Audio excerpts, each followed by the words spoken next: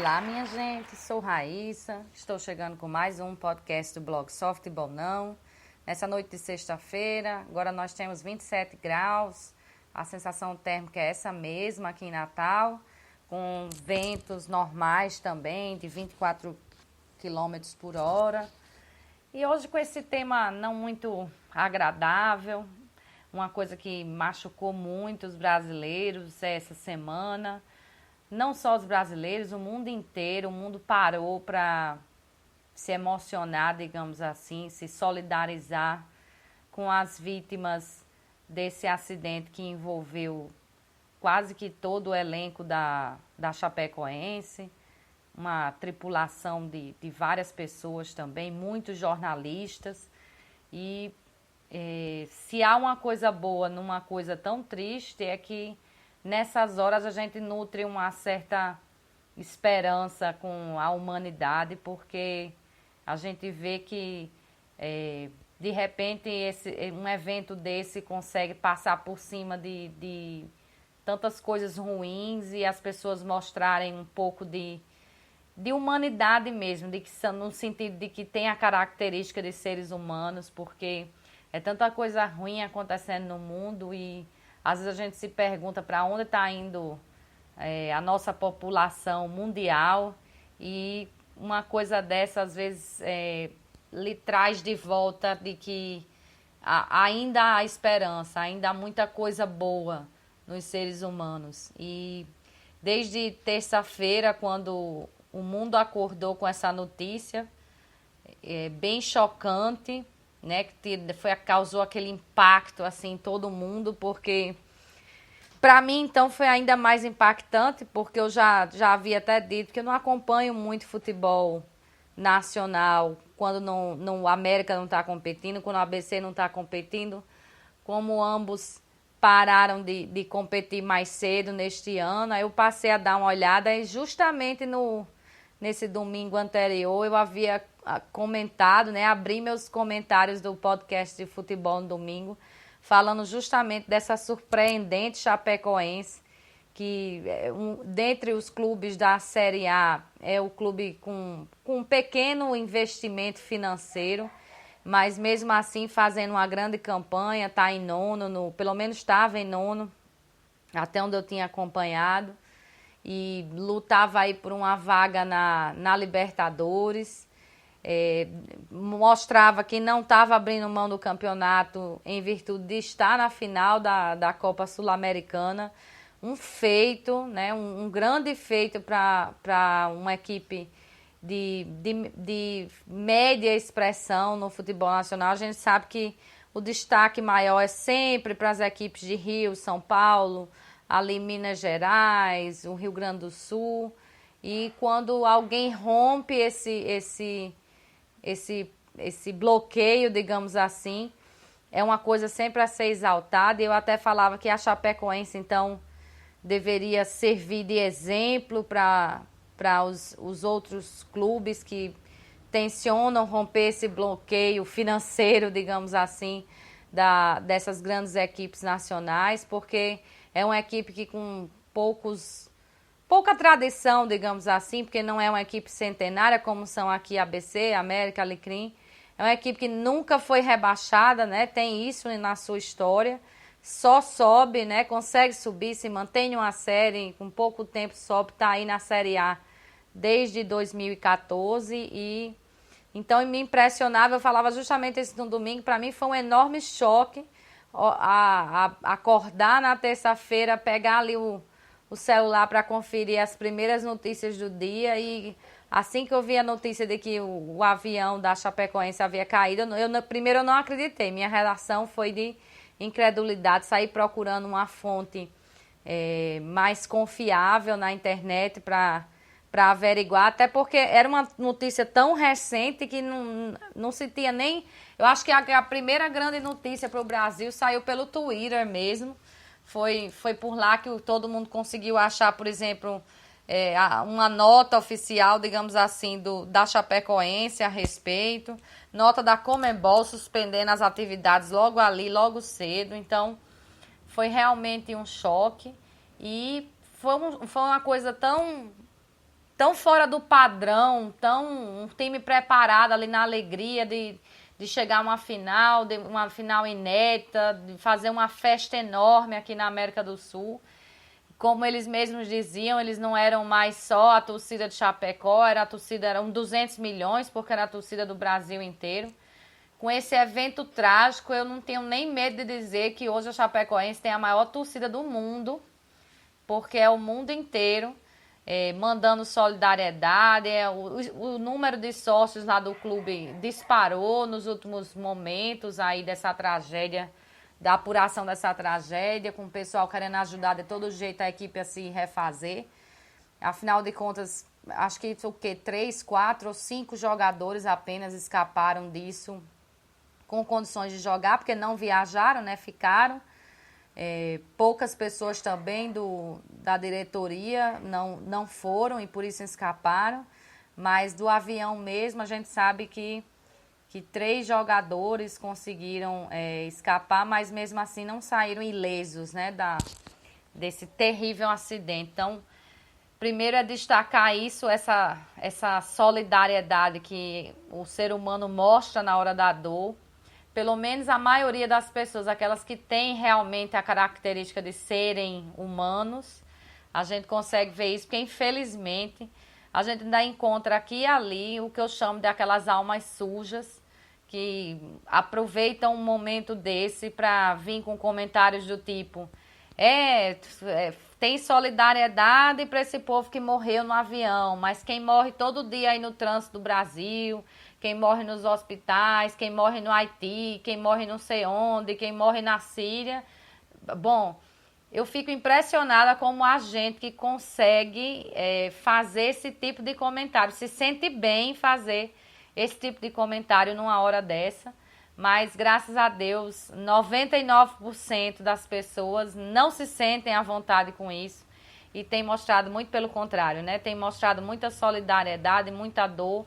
E eu vou ser sincera, fazia tempo que eu não vi uma comoção assim tão grande. A gente viveu aí momentos bem terríveis nos últimos anos, né? Com esses ataques terroristas horrorosos, com quedas de aviões, terremotos lá no Haiti, o coitado do Haiti que não se recupera nunca. Quando a gente pensa que está melhorando de uma coisa, vem outra para piorar. Esses terremotos também pela Europa, pelo Oriente Médio. Muita coisa. A gente viveu muita coisa nos últimos anos. E eu que tenho assim uma memória, posso dizer até uma memória privilegiada, saio recordando de eventos que tiveram assim esse nível de solidariedade. Consigo achar momentos próximos disso, mas não com esse tamanho, como não sei se são essas redes sociais que tudo é tão mais rápido. Como eu disse, a notícia chegou primeiro pela rede social, não chegou primeiro pela TV, não chegou primeiro pelo rádio, não chegou primeiro pelo jornal, pela revista, nada. Foi tudo ali na rede social, muito rápido, né? Hoje todo mundo é um repórter em potencial, então não sei se isso também trouxe essa comoção desse tamanho, mas voltando assim a minha cabeça para os momentos grandes que a gente teve, essa comoção lá de Paris, por exemplo,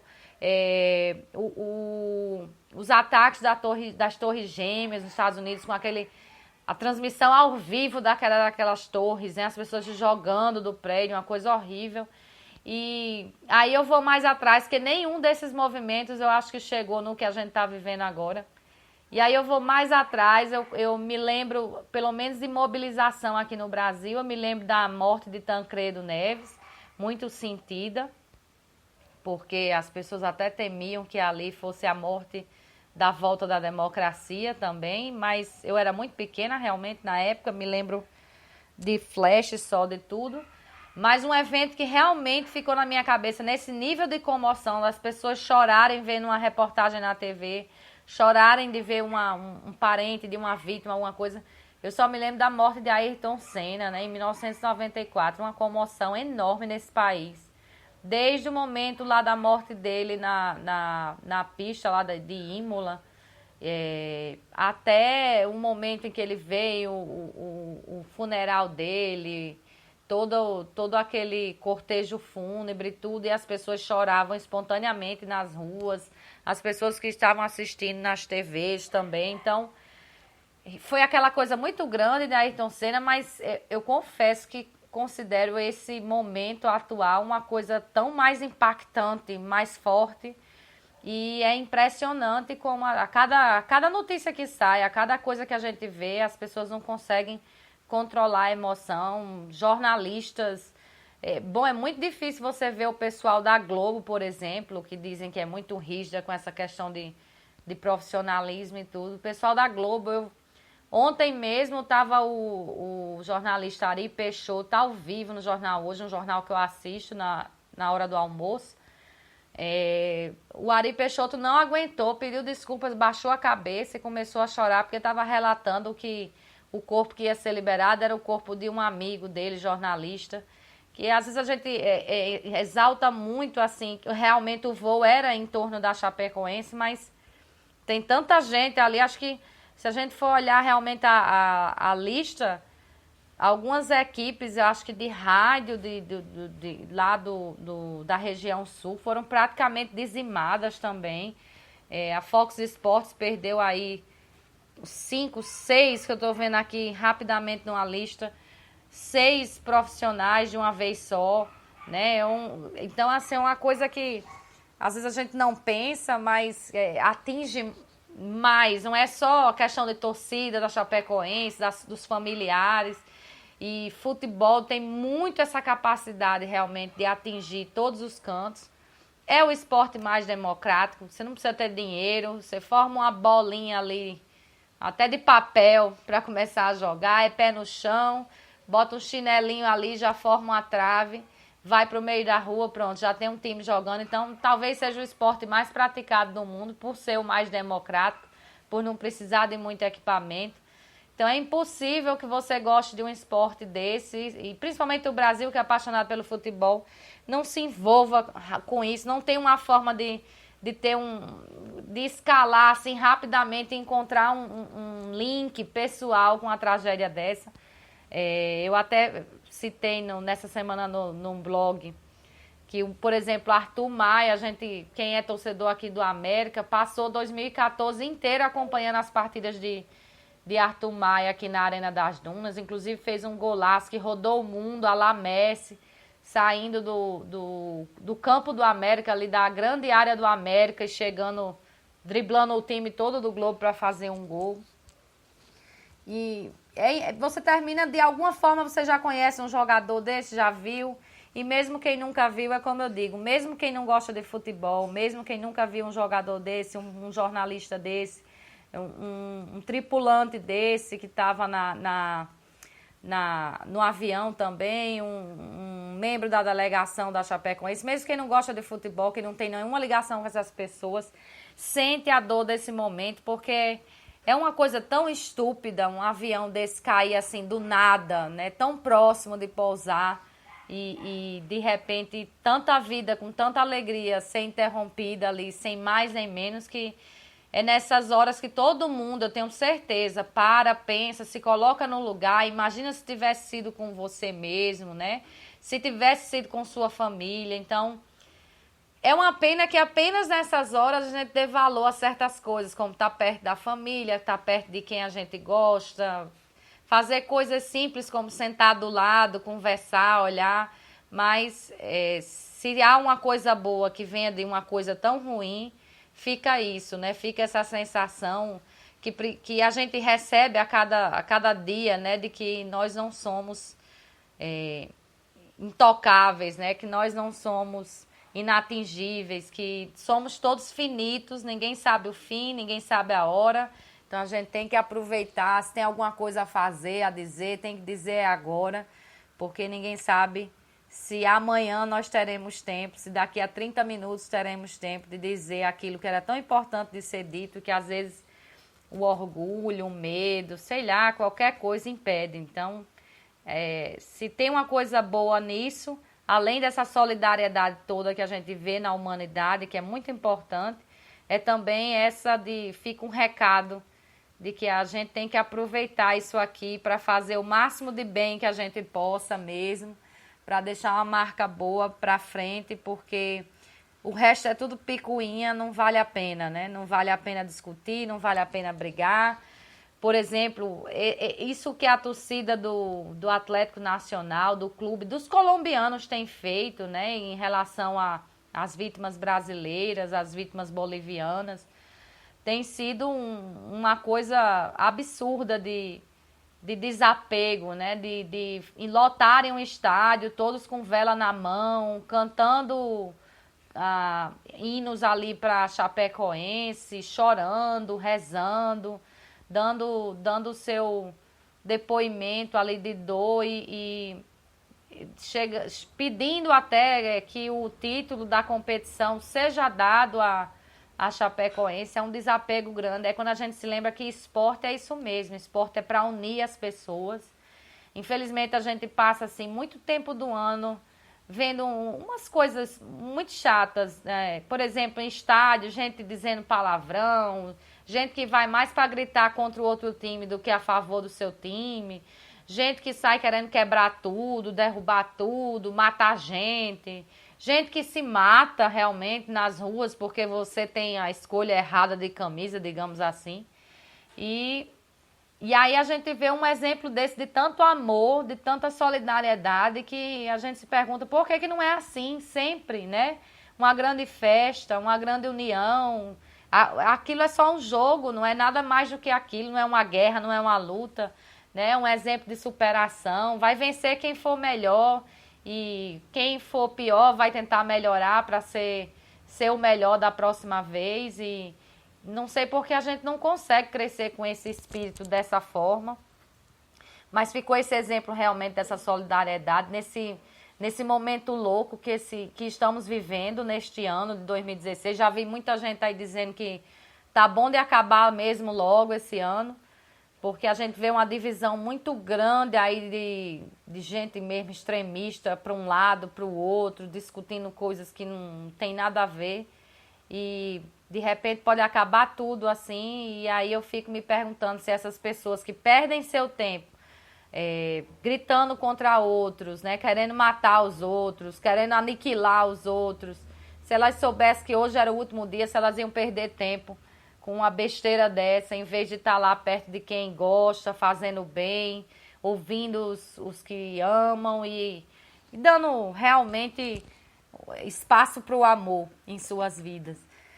Bom, aí eu queria também falar aqui sobre, depois de toda essa comoção e tudo, que a gente continua acompanhando, agora os corpos estão vindo da Colômbia para cá, e a gente tem tanta dor, né, que a gente pensa assim na dor das famílias, mas tem muita dor ali envolvida. Como é difícil, né?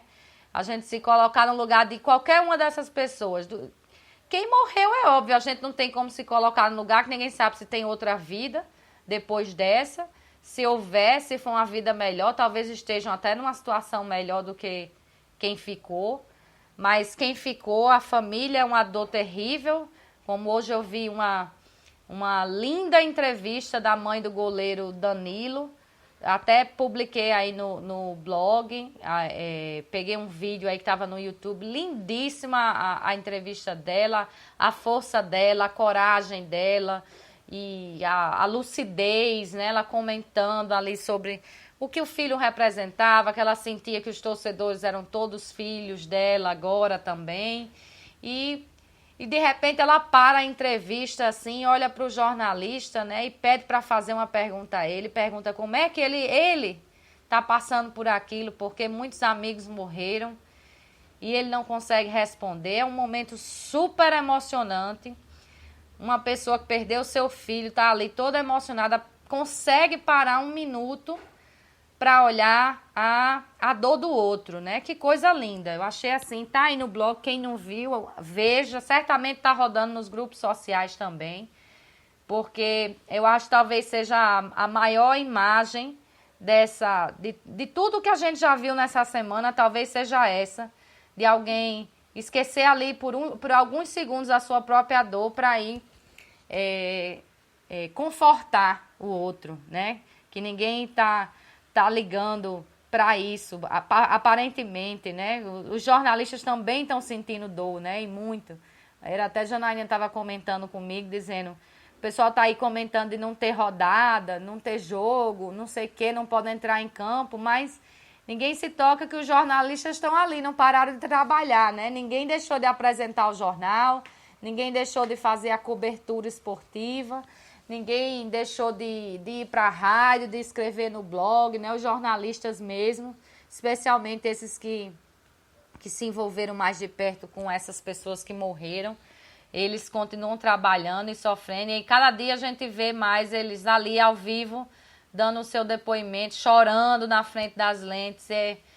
É um momento difícil para todo mundo, né? Essa tem sido uma semana difícil, a semana do choro, vendo essas imagens, realmente muito difícil. Mas como eu digo, fica a dor dos sobreviventes, das famílias. Eu só posso ter uma mínima ideia do que seja a dor desses jogadores, desses tripulantes que sobreviveram à tragédia mesmo. Primeiro, esse trauma horroroso de viver esse pânico de uma queda de avião no meio do nada, no meio de umas montanhas, um tempo ruim. Eu jamais quero experimentar essa sensação e descobrir como é isso, mas tenho a ideia de que seja pavoroso. E depois a gente imagina muito antes, mas e o depois, né? E o momento que caiu, que tá aquele silêncio, que não tem nada, e que você não sabe onde você tá, não sabe quem tá vivo ou não do seu lado. Gente, deve ser, acho que uma imagem que dificilmente sairá da cabeça desses sobreviventes. Para completar, dificilmente essas pessoas vão voltar a campo, né? Tiveram suas vidas completamente modificadas, como esse lateral que teve uma perna amputada, estava ameaçado até de amputar a outra, mas graças a Deus hoje tivemos a notícia de que ele melhorou com a última cirurgia que fez. Então, muito provavelmente já não vai mais precisar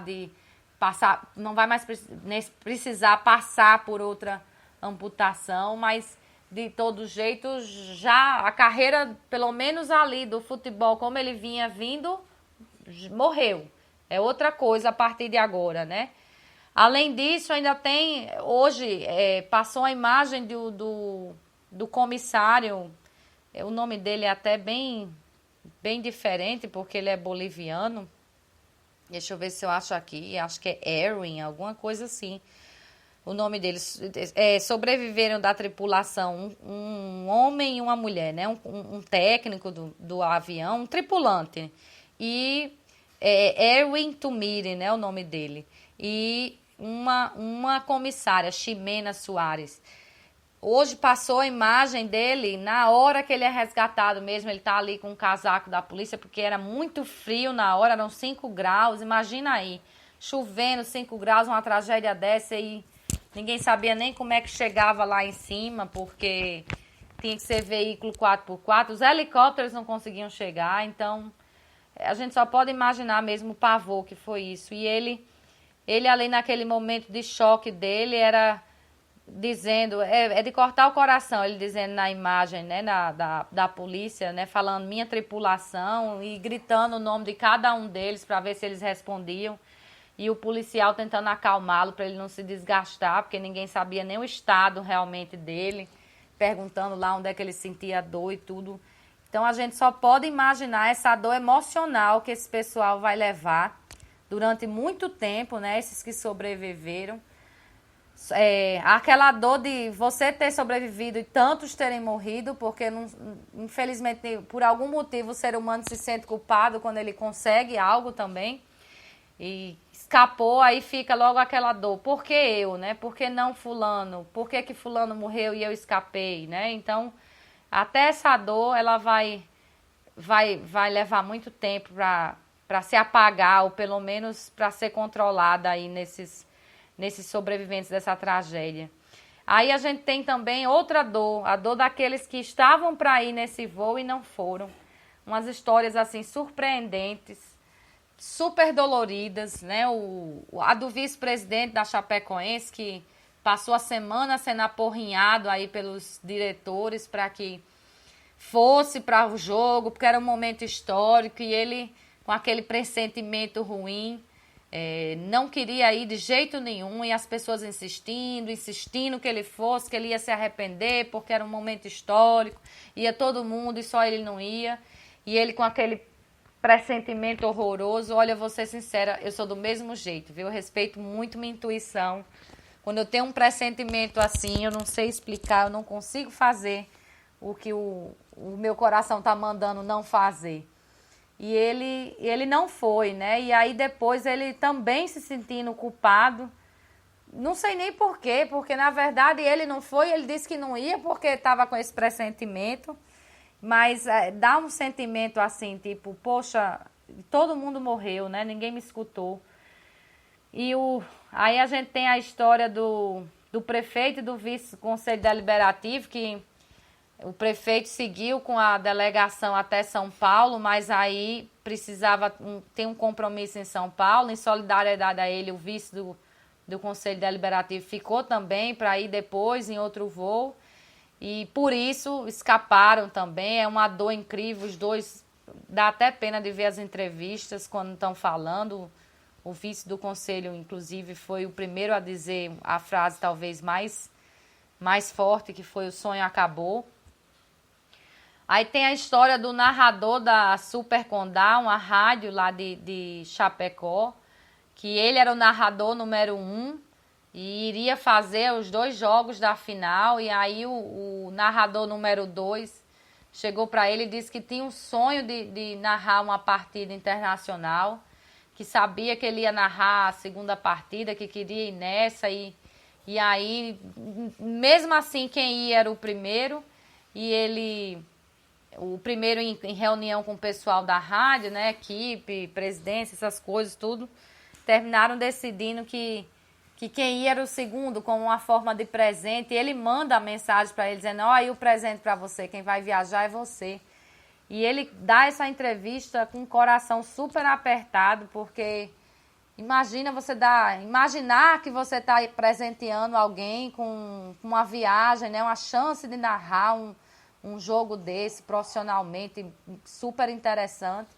E aí, no fim, na verdade, você mandou a pessoa para a morte. Horrível, né? Isso vai demorar muito para esse cara ter na cabeça que isso é coisa da vida mesmo. A gente não tem como controlar. Que, obviamente, se ele soubesse que estava mandando o companheiro para a morte, ele não mandaria.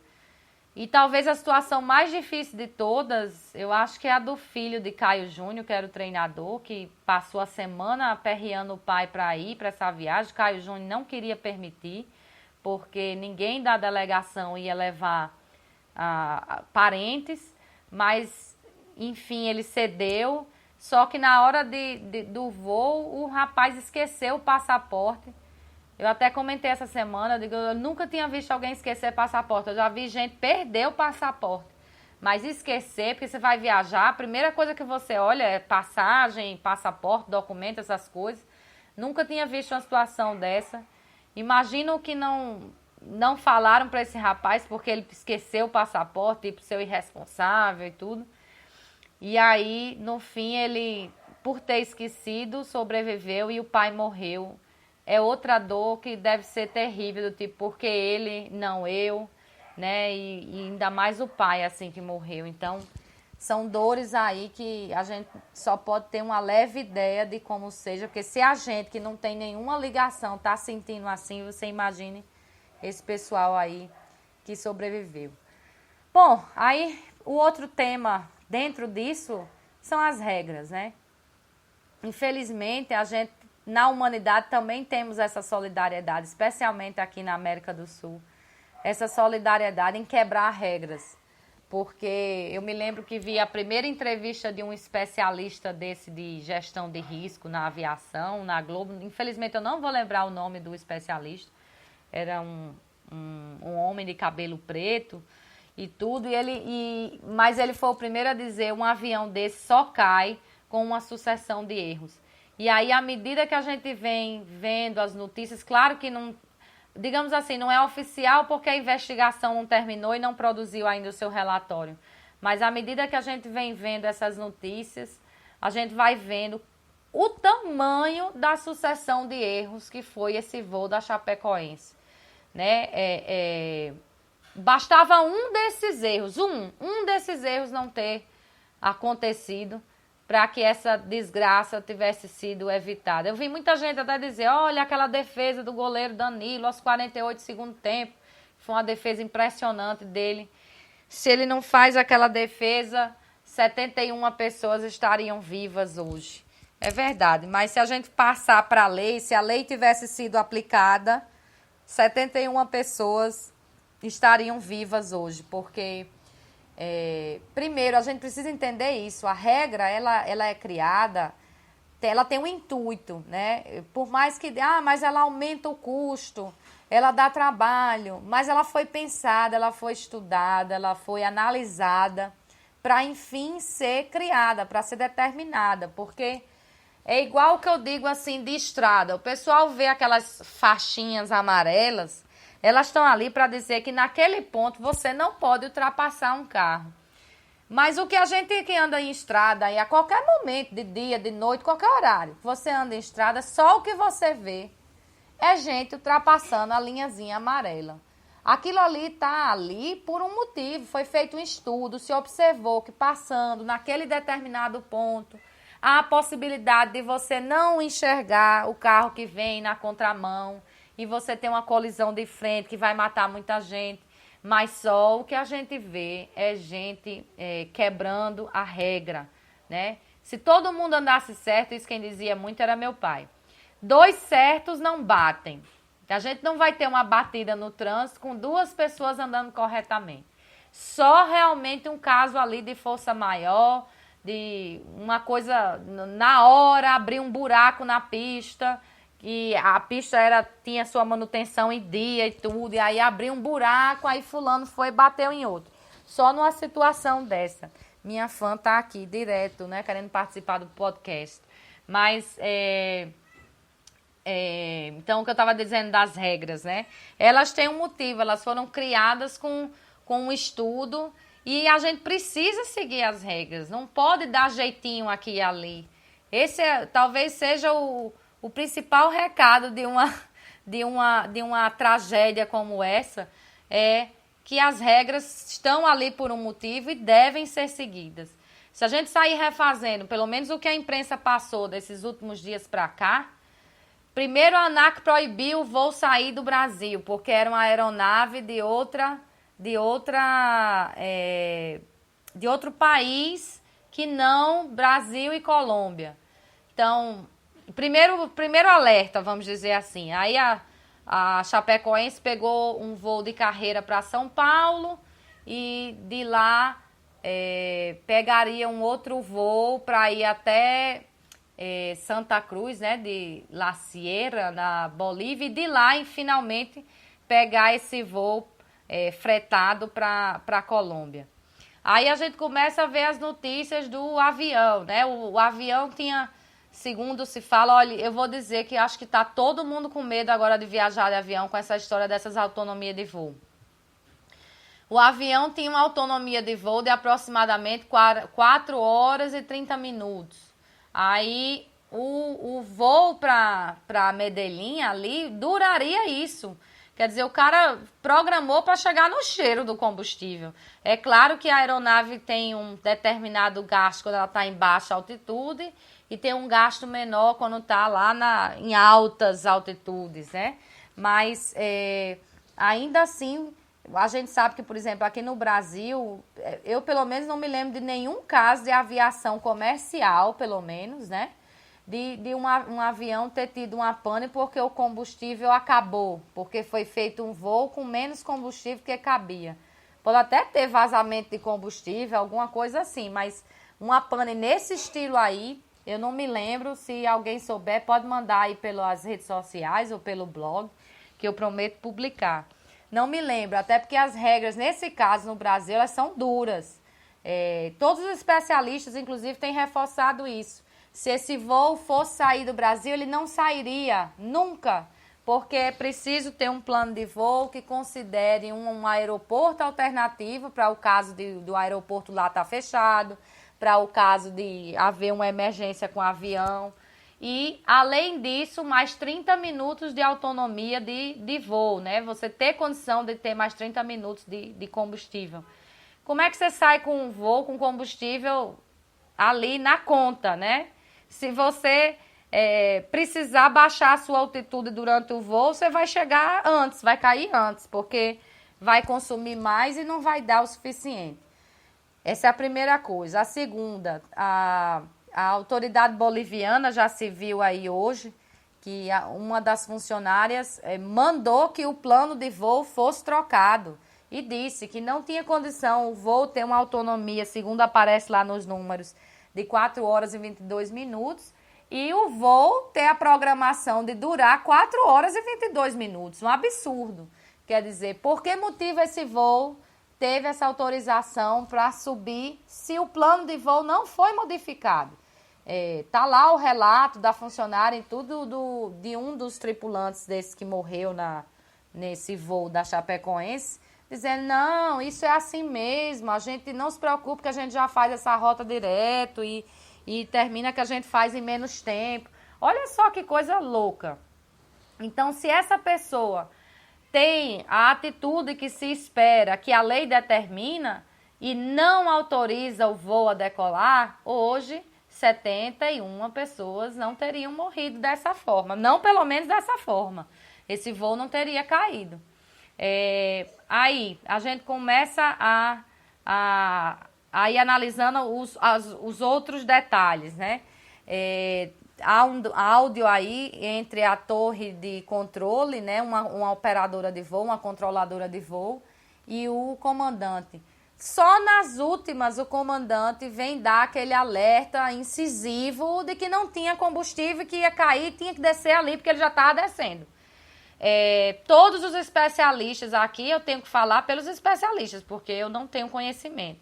Todos os especialistas dizem que se ele tivesse dito imediatamente que ele não tinha combustível, até o voo que pousou primeiro lá em emergência por vazamento de combustível, teria cedido lugar a ele, porque a prioridade era dele, mas ele não fala, e aí o povo tem especulado que era porque a multa que ele iria pagar iria fechar a empresa dele, que era uma empresa de um avião só.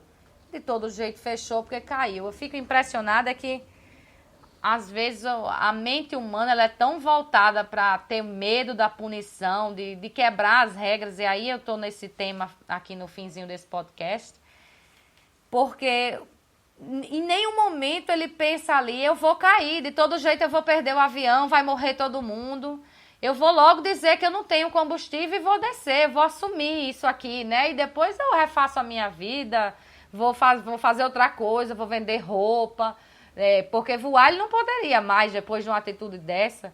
E aí, só no último minuto mesmo, é que ele assume que tá sem combustível e tinha que descer, que não tinha mais nada. Você vê que até a calma da controladora de voo durante a conversa, ela ainda chega a dizer, não, você vai ter que sobrevoar mais 7 minutos, porque realmente ainda faziam procedimentos na pista por causa do voo anterior. Então, a calma dela demonstrava que ele não estava descendo direto como deve ser nesse tipo de comunicação, né? E somente no fim é que ele vem dizer, não vou pousar, e aí ela já diz, então, pista livre, pode se aproximar, me dê sua altitude, né? Vou passar a rota. E ele, somente nessa hora, é que ele toma essa atitude. Veja bem, quando já não tinha mais os motores, que ele podia ter dito logo de início, ter pousado logo, ter resolvido o problema, certamente teríamos menos vítimas dessa situação toda. Mas até o último momento ele segura ali para, digamos assim, quebrar a regra e não ser punido. E é isso que a gente precisa entender. As regras estão lá por um motivo, né? A gente precisa acabar com essa mentalidade muito forte no Brasil, especialmente, pelo visto, forte em toda a América do Sul, de que a regra é uma coisa que deve ser quebrada a qualquer momento. Se você tiver uma desculpa ali legalzinha, tiver um conhecimento com alguém, ou porque você se acha super experiente, ou porque com você não acontece, só acontece com os outros. A gente vê muito isso no trânsito brasileiro, né? De, não, a regra é para os outros, para mim não, eu posso Eu posso ultrapassar pela direita, eu posso trafegar no acostamento, eu posso passar nas faixas pintadas na estrada, né? E por aí vai. Então, as regras, elas existem para salvar vidas, primeiro, para evitar o caos, salvar vidas. Quando uma coisa dessa acontece, é preciso que a gente tome pelo menos essa lição, que valha de alguma coisa, né? Essa tragédia que matou tanta gente, que acabou com tantas famílias, né? Que tanta dor tem trazido ao mundo inteiro, né? Que essa forma tão estúpida de morte causou essa dor que é mundial, nessa solidariedade, nessa comoção mundial. Ela tem que trazer alguma coisa de positivo, ela tem que trazer para a nossa vida que regra é para ser seguida. Não há exceção. Tem a regra, a gente tem que seguir. Ela tem um motivo, ela é segurança. Aí também chegam notícias que esse mesmo avião, com essa mesma tripulação aí, já tinha feito 4 voos dessa mesma forma, né, voando no limite do combustível, para não descer em aeroportos que o combustível era mais caro, para não pagar a taxa de aterrissagem. Gente, será possível que...